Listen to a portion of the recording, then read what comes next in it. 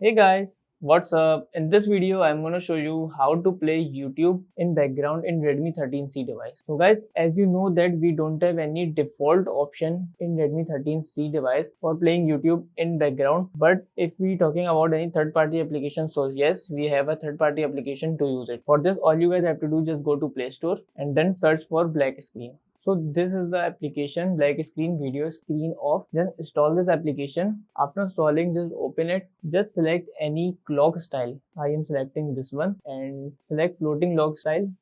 I am selecting dot and that's it. Now click on start. Also give permission to this. Just click on black screen and then allow the permission. Then go back and now click to start.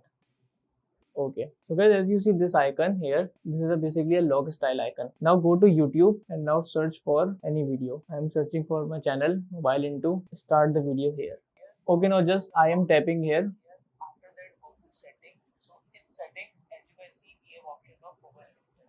Just click on Google Assistant. After that, click on Hey Google and voice enable it by your. So this is how we can enable black screen or we can play YouTube in background. So as you guys see that when the YouTube video starts, I just click on this icon and the screen is off now.